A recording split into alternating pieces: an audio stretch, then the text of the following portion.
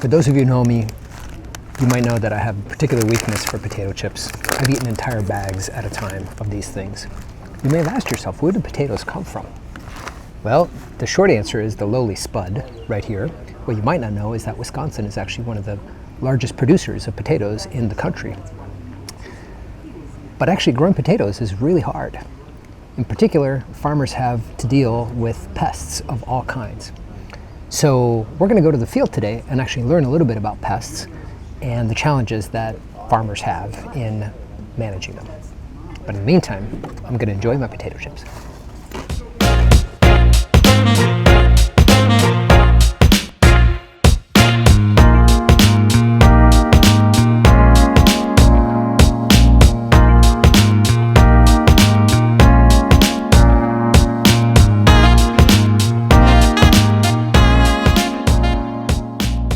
We're out here with my colleague Russ Groves, who is going to tell us a little bit about the challenges that growers that he works with face when it comes to dealing with pests. So Russ, do you want to just introduce yourself really quick, and then you're going to tell us a little bit about what we're looking at here. Sure. So my name is Russ Groves. I'm a professor in the Department of Entomology, and I am a split appointment with a portion of my support from UW Extension and then also from the UW Cal. So faculty members that have those kinds of splits are entitled extension specialists. And at the UW, my primary focus as an extension specialist are insects that affect vegetable crops. So in Wisconsin, Wisconsin's the second largest vegetable producing state in the country for processed vegetables. So the center of the grocery store in the can, in the freezer, most all of that is grown here in Wisconsin, southern Minnesota, northern Illinois, sweet corn, peas, carrots, onions, sweet corn, green beans, and potatoes. And so, yeah. So that's what we're looking at right now. Right. So one of the things that I wanted to talk to you about today was, this question of pests. Growers deal with pests. How bad are what we refer to as pest problems in vegetable production? They certainly are one of the major potential limiting factors.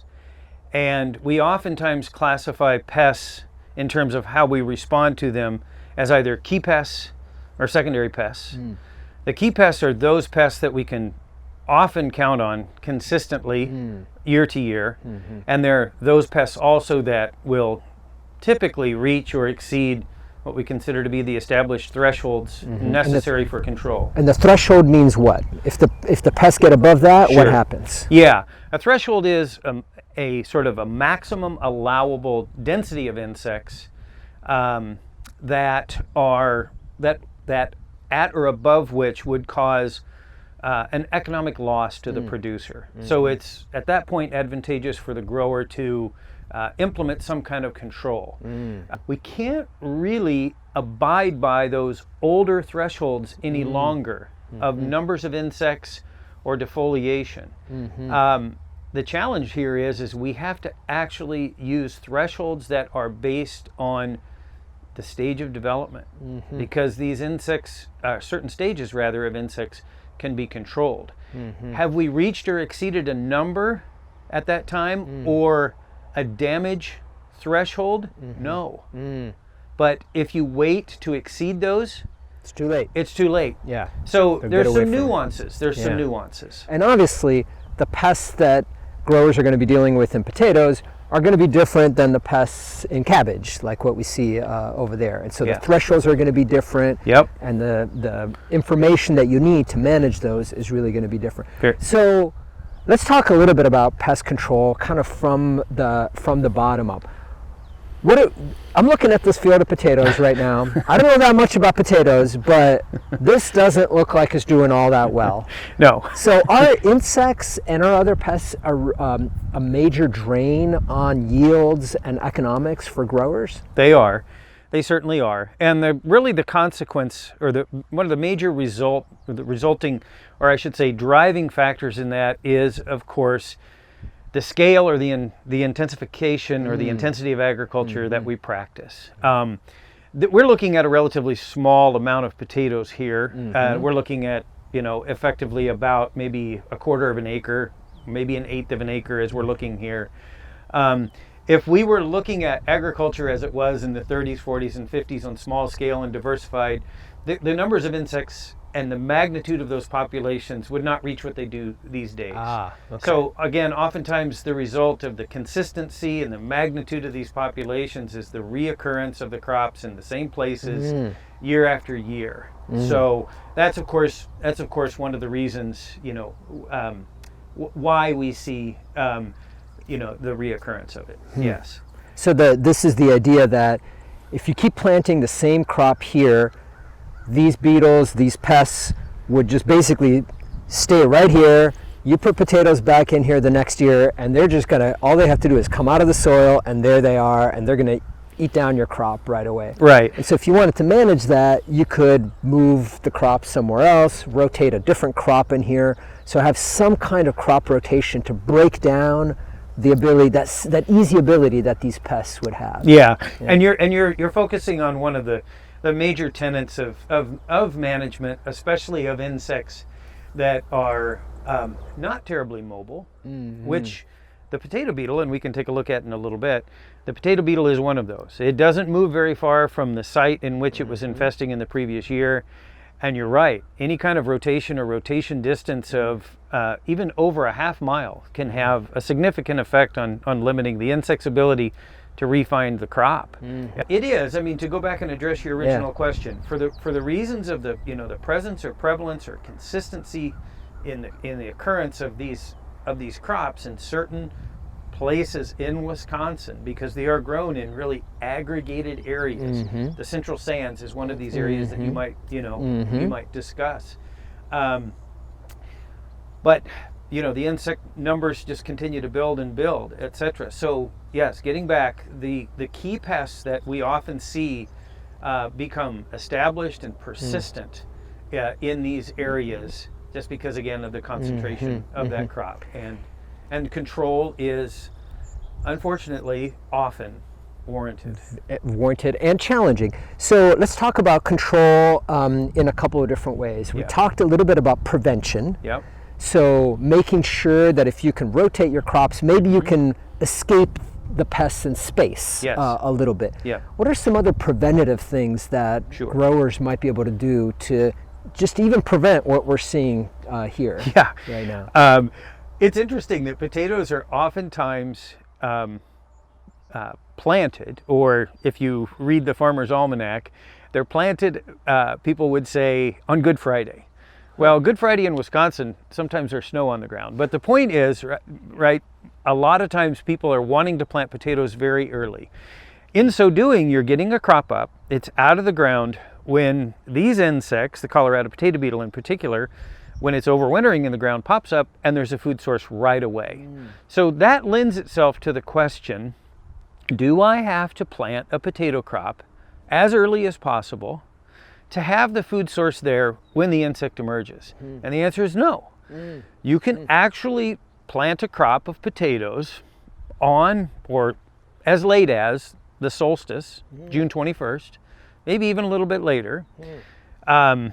With the little bit of extended season that we're seeing associated with a changing climate, you can easily produce, especially for a fresh and direct market grower, a size distribution and count that's very saleable.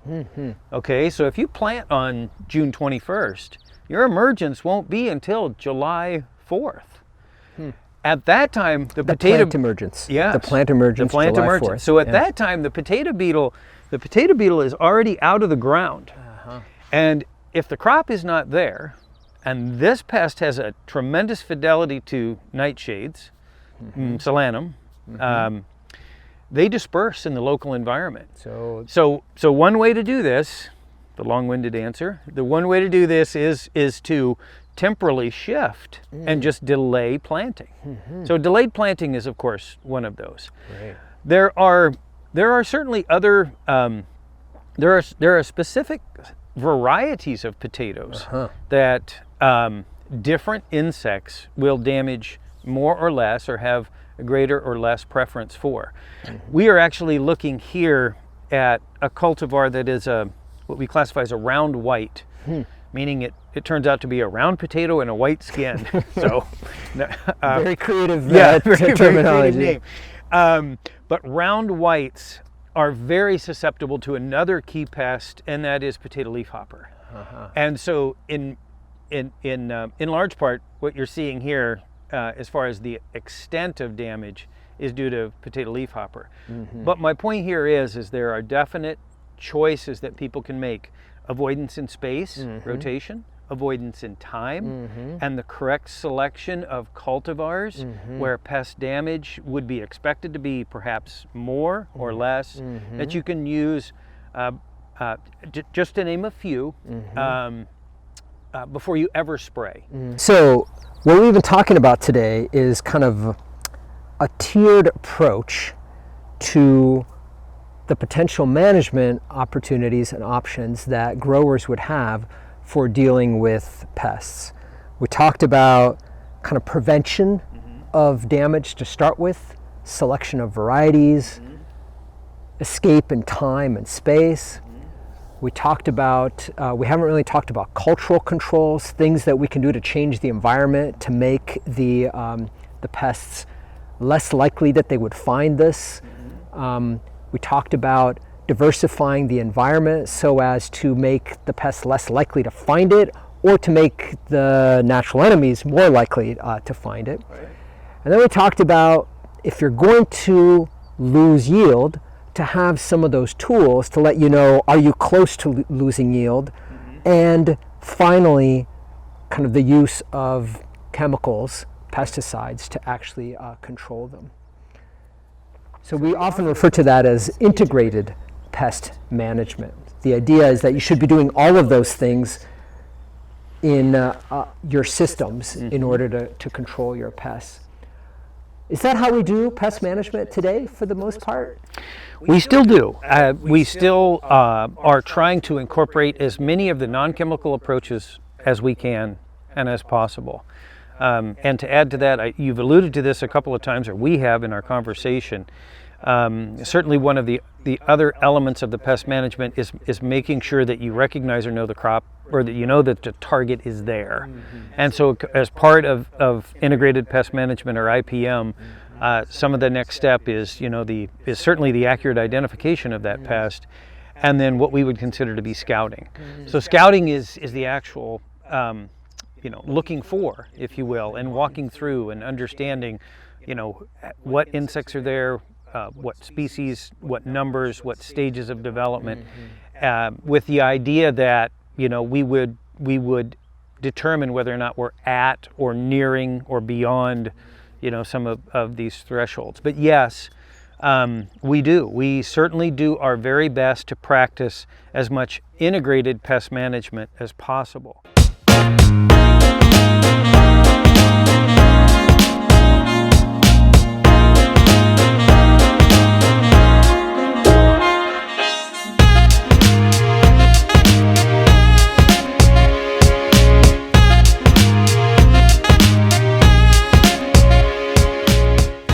So I guess the last question I want to ask, which is an important question, I think, and that is, if you're a farmer and you're working and you're trying to understand how you can better manage the pests on your crop because they're reducing your yields, they're spreading viruses, they're reducing the quality of your fruit, how do you get that information? Where do you learn it? How do you build that expertise to actually do the pest management? From the farmer perspective, what tools do they have? Where do they go? How do they gain the knowledge to do the pest management? Sure.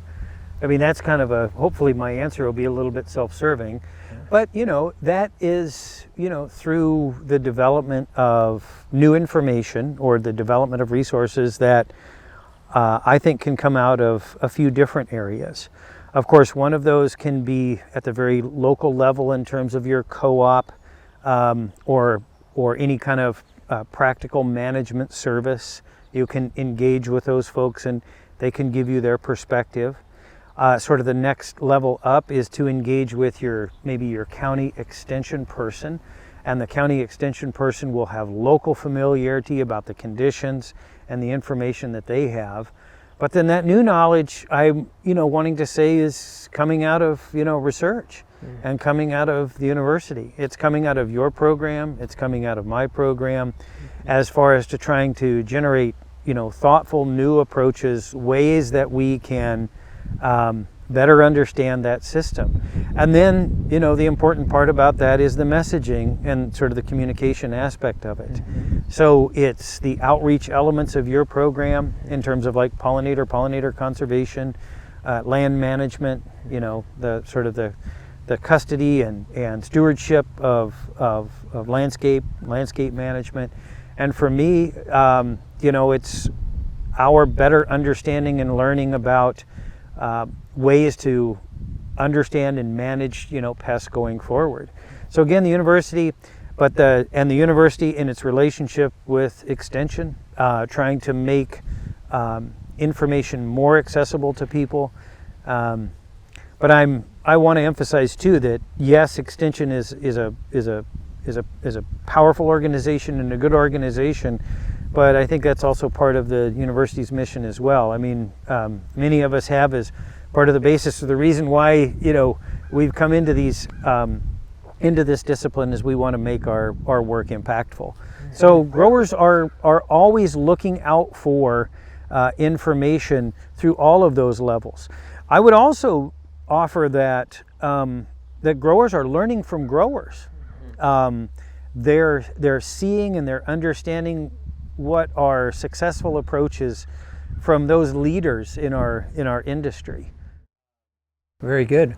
Well, thank you, Russ, for spending the time this morning and telling us about your experiences with vegetable production, with integrated pest management, and for letting us know all the challenges really that go into understanding and managing pests in agricultural systems. Absolutely. Glad you came. Thanks.